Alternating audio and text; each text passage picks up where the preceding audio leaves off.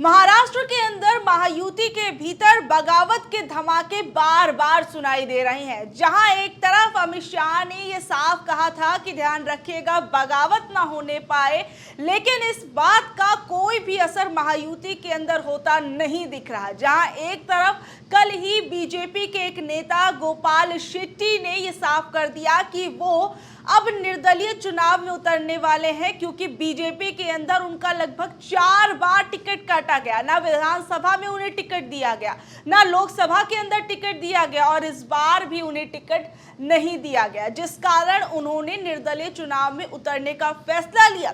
इसी के साथ बीजेपी पर यह लांछन भी लगा डाला कि बीजेपी के अंदर बाहर से आए नेताओं को ज्यादा तवज्जो दी जा रही है, बल्कि उन नेताओं के जो बीजेपी पार्टी में सालों साल काम कर रहे हैं।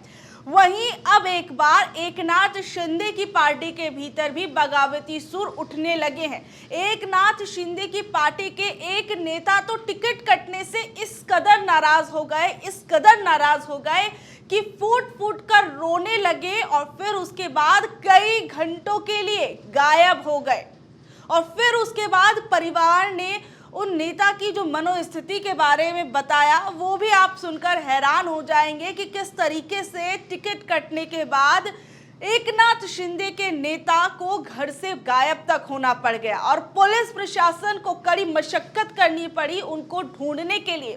तो सबसे पहले आप खबर देखिए। फफक कर रोए और फिर हो गए लापता, टिकट कटने पर शिंदे के विधायक का बवाल। महाराष्ट्र के विधानसभा चुनाव पालघर सीट से टिकट न मिलने के चलते शिंदे गुट के विधायक श्रीनिवास वनगा फफक कर रोए। इसके बाद वो लापता हो गए। उन्हें खोजने के लिए पुलिस की 5 टीमें लगाई गई। उनकी पत्नी ने बताया कि उनके मन में खुद को मारने का भी ख्याल आ रहा था। महाराष्ट्र के अंदर विधानसभा चुनावों का सियासी पारा हाई होता नजर आ रहा है, जहां एक तरफ महायुति के भीतर लगातार बगावती सुर तेज होते जा रहे हैं। ऐसा नहीं है कि महाविकास अघाड़ी में भी सब कुछ ठीक चल रहा है, लेकिन अगर इन दोनों ही दलों के बीच में अगर कंपैरिजन किया जाए तो महायुति के भीतर बगावती खबरें जो है वो ज्यादा सामने आ रही है। नेता पार्टी से नाराज चल रहे हैं, टिकट बंटवारे में परेशानी आ रही है। वहीं अब जिस नेता की खबर सामने आई है, जिनका पालघर से टिकट काट दिया गया है, उनकी जगह जिसको टिकट दिया गया है वो भी जरा समझिए। एकनाथ शिंदे के शिवसेना ने महायुति में पालघर की सीट पर राजेंद्र गावित की उम्मीदवारी की घोषित की, और जिससे पालघर विधानसभा क्षेत्र के शिंदे गुट के मौजूदा विधायक श्रीनिवास वनगा बहुत नाराज हो गए। श्रीनिवास वनगा से पिछले कई घंटों से संपर्क नहीं हुआ, और उनकी पत्नी ने बताया कि उनके मन में बार बार आत्महत्या के ख्याल आ रहे थे। अब श्रीनिवास वनगा जो है वो लगातार आप समझ लिए सोमवार से गायब हो गए, और सोमवार से गायब होने के बाद उनसे कई पार्टी के नेताओं ने संपर्क करने की कोशिश की, बातचीत करने की कोशिश की, लेकिन उनसे कोई संपर्क नहीं हो पाया। फिर उसके बाद 36 घंटों के बाद श्रीनिवास वनगा का पता पुलिस को लगा, और फिर उसके बाद देखिए 36 घंटे में शिंदे गुट के विधायक जो थे वो मिले। फिर उसके बाद फूट फूट कर रोने लगे और कहा कि टिकट ना मिलने पर वो गायब हो गए थे। वहीं अब इस पर एकनाथ शिंदे ने ये कहा कि श्रीनिवास वनगा से कि वो उन्हें दहानू विधानसभा से टिकट देंगे, लेकिन वहां से भी कोई उम्मीदवारी नहीं दी गई है। उस समय ये सोचा गया कि उन्हें पालघर से उम्मीदवार बनाया जाएगा, लेकिन ऐसा भी नहीं हुआ। लोगों की अलग अलग राय है, लोगों की अलग अलग प्राथमिकताएं होती हैं। एकनाथ शिंदे ने हमें आश्वासन दिया था कि वो श्रीनिवास वनगा को विधान परिषद में भेजेंगे। यहाँ तक कि मैं आपको बता दूं कि श्रीनिवास वनगा को लेकर उनकी पत्नी ने ऐसे दावे किए जो आप सोचेंगे कि किस तरीके से विधायकों को, नेताओं को मनाने के लिए एकनाथ शिंदे को क्या क्या बातें कहनी पड़ रही हैं, कौन कौन से वादे करने पड़ रहे हैं। श्रीनिवास वनगा के लापता होने के बाद पति सुमन वनगा ने बताया कि मुख्यमंत्री एकनाथ शिंदे ने श्रीनिवास वनगा से कहा था कि वो उन्हें दहानू विधानसभा देंगे, लेकिन वहां से भी कोई उम्मीदवारी नहीं दी गई। उस समय ये सोचा गया कि उन्हें पालघर से उम्मीदवार बनाया जाएगा, लेकिन ऐसा भी नहीं हुआ। लोगों की अलग अलग राय है, लोगों की अलग अलग प्राथमिकताएं होती हैं। एकनाथ शिंदे ने हमें आश्वासन दिया कि वो श्रीनिवास वनगा को विधान परिषद में भेजेंगे, और इसके साथ साथ उन्होंने ये भी कहा कि इस चीज़ पर उन्होंने बार बार फोकस किया कि हमें बोला गया था कि हमें इस दूसरी जगह से टिकट दिया जाएगा, वहां से भी नहीं दिया गया। अब क्या एकनाथ शिंदे उन्हें विधान परिषद भेजेंगे, नहीं भेजेंगे? क्योंकि देखिए, जिस तरीके से इस पूरे के पूरे मामले को निपटाने की कोशिश एकनाथ शिंदे ने की, वो ऐसा होता हुआ नजर नहीं आया।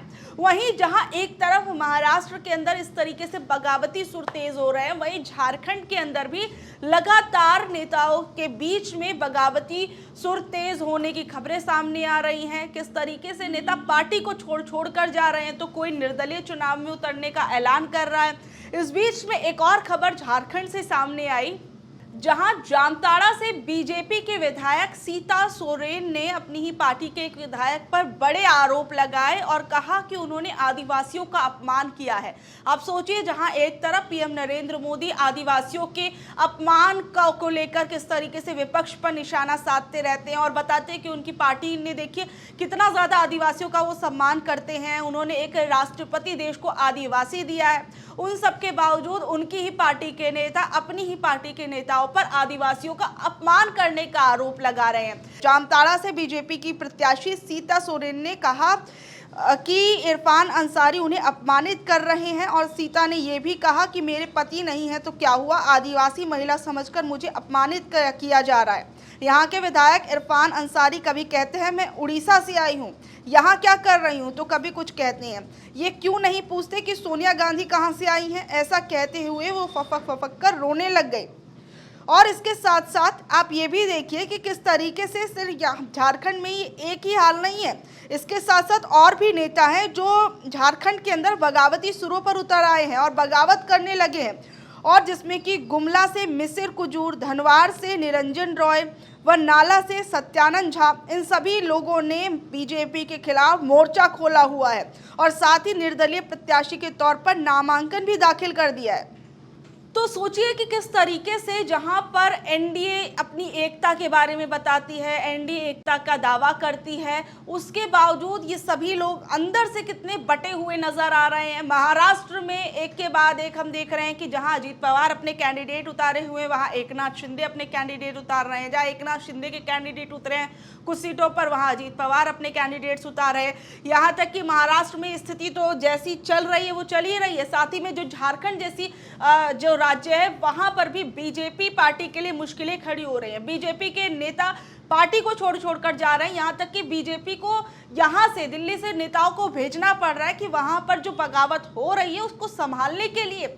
सोचिए, स्थितियां दोनों राज्यों में कितनी ज्यादा मुश्किलें हो रही हैं। जहां एक तरफ बीजेपी पार्टी अपना हरियाणा को जीतकर कॉन्फिडेंस में आ गई है, या कहें कि कहीं उसका जो ये कॉन्फिडेंस है वो ओवर कॉन्फिडेंस में ना बदल जाए, और महाराष्ट्र चुनाव जिसमें लोकसभा चुनावों में भी एक आप कह सकते हैं एक बड़ी चोट जो है वो बीजेपी पार्टी और एनडीए को वहां पर महाराष्ट्र में लगी थी। उसके बावजूद आप देखिए कि बीजेपी पार्टी हो, चाहे वो एकनाथ शिंदे की पार्टी हो, चाहे वो अजीत पवार की पार्टी है, या फिर कहें कि पूरा महायुति जो है अपने भीतर की बगावत को नहीं संभाल पा रहा है, और झारखंड में भी वही सेम हालात बने हुए हैं। अब ऐसे में इन दोनों राज्यों का चुनाव बीजेपी पार्टी हो, चाहे महायुति या फिर एनडीए, इन लोगों के लिए कितना ज्यादा मुश्किल होने वाला है, ये आप समझ सकते हैं। बहरहाल आप लोग इस खबर के बारे में क्या कुछ कहेंगे, नीचे दिए गए कमेंट बॉक्स में जरूर बताइएगा, और ऐसे अपडेट से जुड़े रहने के लिए देखते रहिए ऑनलाइन न्यूज भारत। मैं आपके साथ शालिनी, धन्यवाद।